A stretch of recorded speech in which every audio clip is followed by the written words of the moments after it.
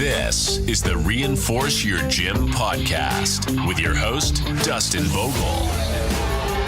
This show is about arming gym owners with the tools, strategies, and lessons they need to take their business to the next level.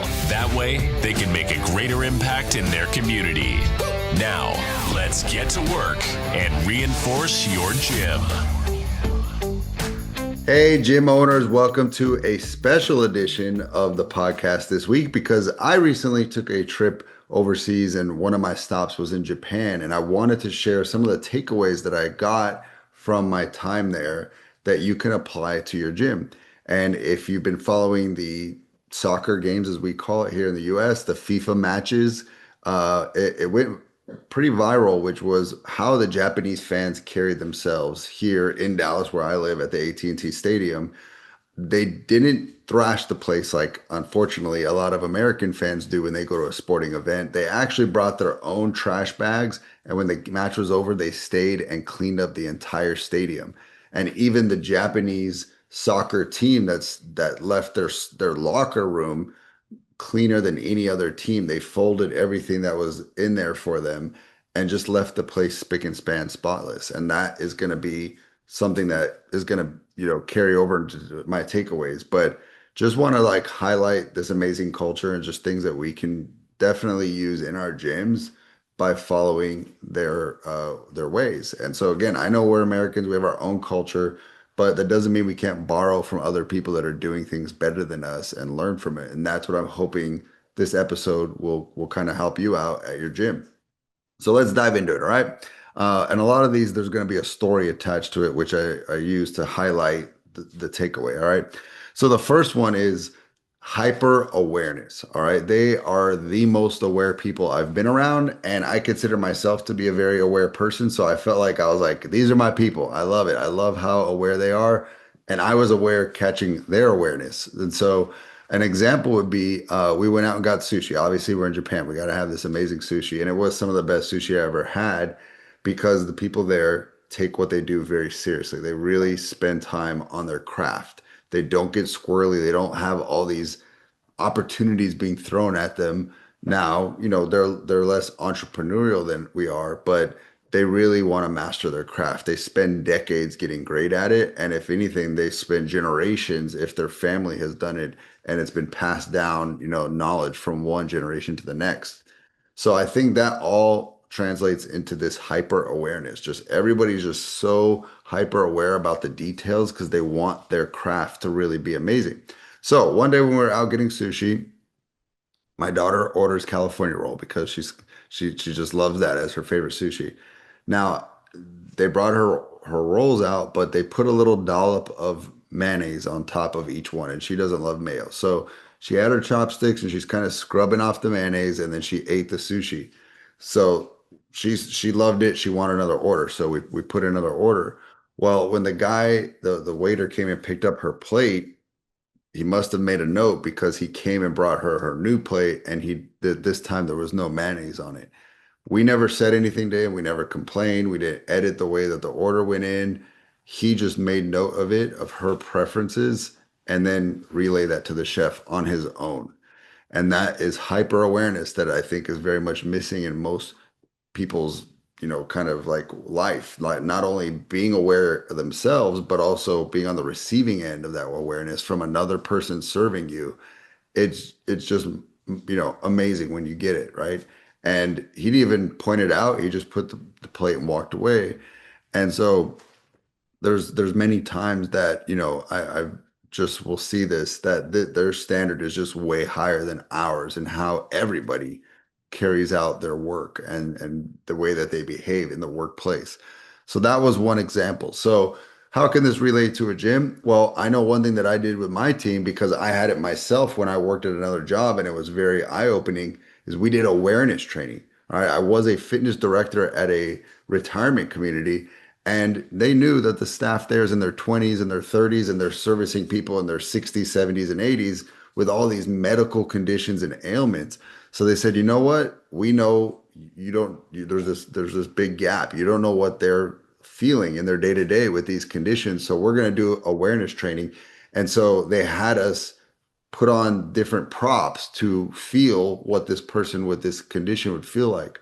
So I can't remember what the medical condition was, but one of the things we had to do is we had to put literally popcorn kernels in our shoes, put our feet in, and walk with it, and feel what that feels like. And I can't remember if it was like rheumatoid arthritis or something where that's what it feels like to have that medical condition and to be walking in those shoes. And that really stood out to me. It's like, man, this is how they feel. I had no idea. Now I understand why they might be a little bit grumpy or edgy. And then they had various others. This is how this person with this issue feels, and this is how this person with this other issue feels. And it really raised my awareness and made me sympathize more. So I brought that over to my gym, and I had the team go through awareness trainings. We would bring in experts, or I would sometimes create our own. And I would, for example, an easy one you could do is you want to make a guy feel what it feels like to be pregnant, put a big old medicine ball in his stomach, duct tape it or, wrap it around him and say, okay, start doing the exercises, start deadlifting, start doing, bent over rows, get on the ground, like get back up. And so it made the guys aware, like, man, like this is kind of inconvenient. It's in the way. No wonder they kind of waddle. And it's just like we take it for granted, right? We just think people will figure it out. But it's like, hey, before you are some high and mighty coach just telling people what to do you know what it feels like to walk in their shoes, right? And so that is something I think that all gym owners can train into their team is increase their awareness. Like how aware is your team? Do they miss the details that you catch? Well, if you don't do anything to train that into them, they're not going to become more aware. And it's even something I screened for when I was hiring is like, how aware is this person? What did they choose to wear? Like that's an awareness piece right there. Are they aware of the details in the gym when they walk in? Do they ask any questions about the details in the gym? Do they look at our core values on the wall and ask questions? Do they ask why we lay things out? Like I'm always gauging someone's awareness because I just realized that's something I value very much. I like working with aware people. I like servicing my clients with aware people.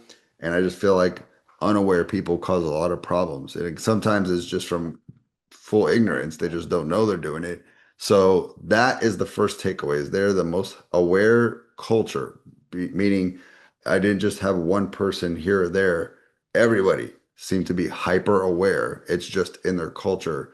And I would encourage you to try to deploy that into your business because the people who do pay more, they do pay attention to details and they appreciate the details. And if you want more of those people in your gym, make sure you got a staff that can deliver on that and they will be grateful for it. And I think stay a lot longer.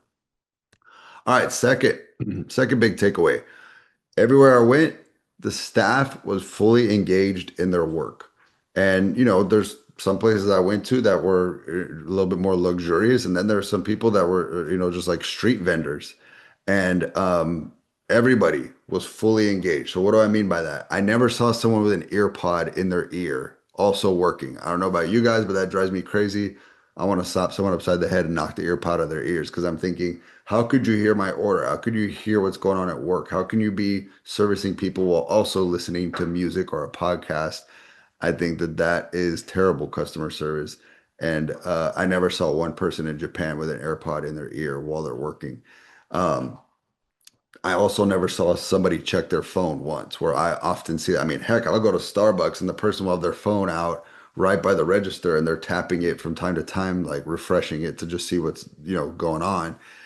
I never saw one person check their phone in a place of business, not once. And that I was there a week, right? So I had plenty of opportunities. I walked into lots of businesses every day, plenty of opportunities. Nobody ever checked it. So gym owners, how often is your team checking their phone? Are they really putting it away during their shift and putting all their time, energy, and focus into your clients? That is something to, think about. Other examples of the staff being engaged, I always had eye contact. They were always looking me in the eye. That's something I know the younger generation struggles with is their eyes are darting everywhere and they're doing everything in their power to not look at the person. And that I think sends signals to the person like, what's going on? Are you a shifty kind of guy? Are you a shifty kind of gal? Why don't you trust me? Why can't you communicate like a normal human? Like that is something to train into your team is communication skills, right? A nice strong handshake, it doesn't got to be overbearing, but not a dead fish in my hand. eye contact, speak loudly, speak clearly, like basic things, nothing crazy. And I know that this sounds so small, but like we tend to hire young people and they have not been fully developed in their skill sets. And so you have to train that into them. You're kind of becoming their business mom or dad, right? So that's something I would point out. Another kind of cool thing that they just do in Japan, and we're obviously probably not going to adopt this, but they always hand over very valuable things with both hands because it translates like this is important to me and I don't want to be distracted. So this was things like money, your credit card, your driver's license. If you gave someone money, they would receive it with both hands. They would get the change and they would give it back to you with both hands. And this shows a sign of like, this is important that I need, they could you hold it with one hand? Absolutely. It's not heavy stuff, but it's that sign of like, this is important to you. That means it's important to me. And I want to show it the fullest respect.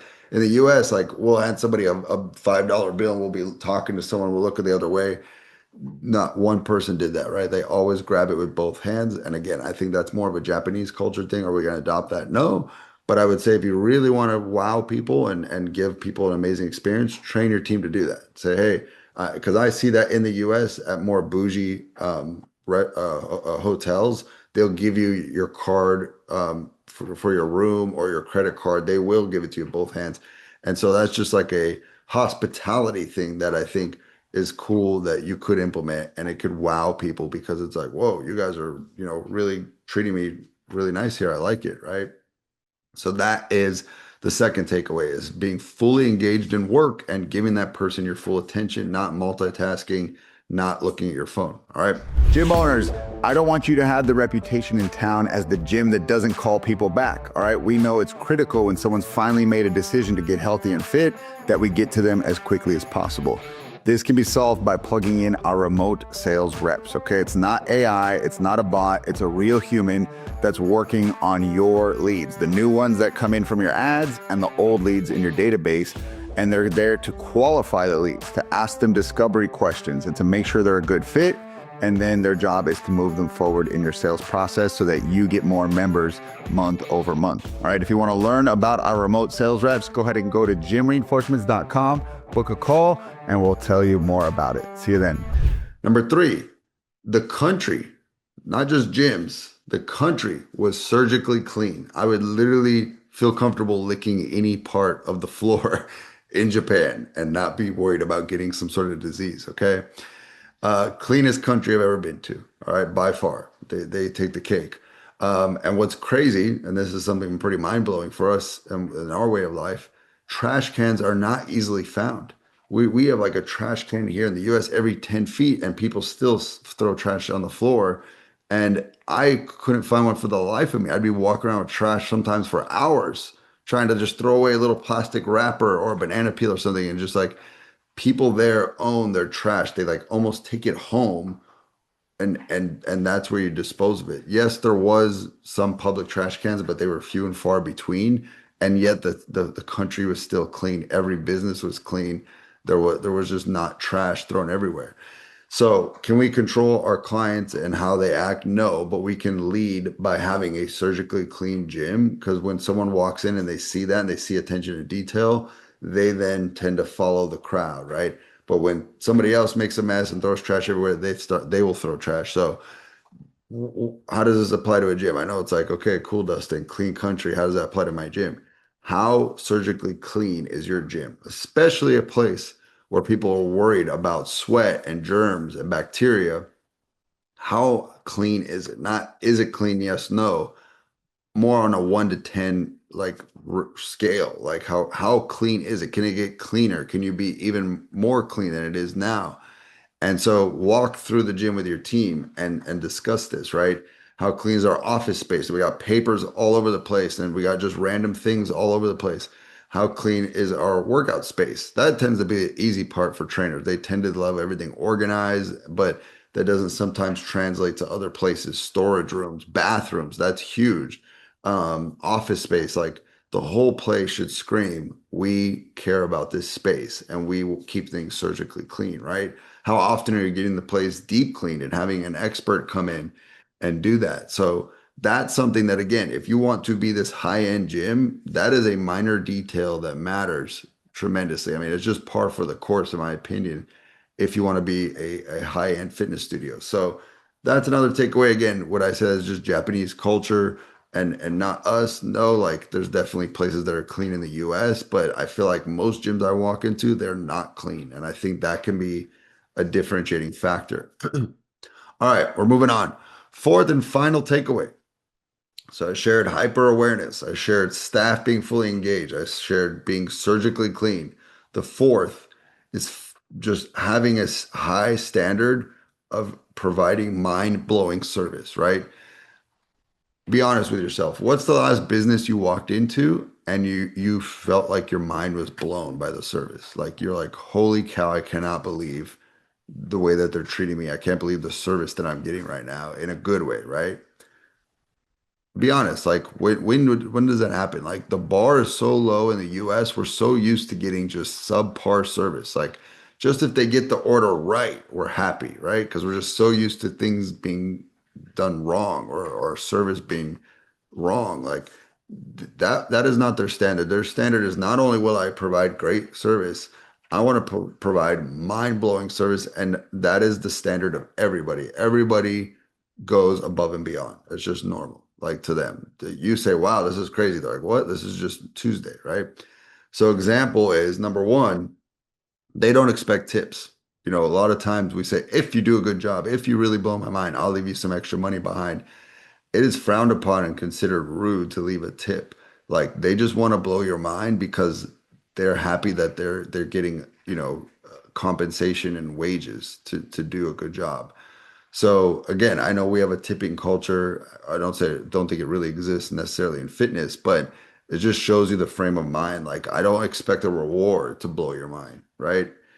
And so a couple times that this happened is we had a driver that was going to drive us from the airport to our hotel. The guy sees all of our luggage. He puts it up on a little caddy. He drives it over, pushes it to where he needs to, gets it to the curb, says, "Hey, I got to go get the car. It's over there." Dude takes off sprinting, like full blown sprint, and he's in a suit, so not the most comfortable clothes to run in. Sprints. Why? Because he doesn't want us having any idle time, doesn't want us wait. He doesn't want to be the reason that we're, kind of just sitting around. Just takes off sprinting. So we're like, okay, welcome to Japan. That's cool. Maybe this guy's just a crazy good driver. Arrive at the airport, arrive at our hotel. People are running out of the hotel to come get our luggage. Like I'm talking full blown sprinting. Like I thought like there was like something wrong. And then as soon as they load it, the guys are sprinting it up to our room. Like there's just more haste. There's more like, like don't have any downtime that is on our end, right? Another time, Mary Beth, my wife, needed something from a waitress. I think it was just like napkins. Like, hey, we don't have enough napkins.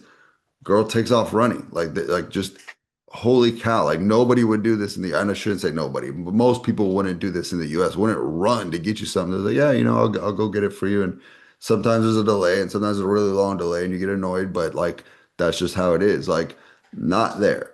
People run to service you. So an example I know at my gyms is we always stock things up that are common necessities for people. Ladies, it'd be hair ties. There'd be deodorant, right? There'd be all kinds of things that just people would need.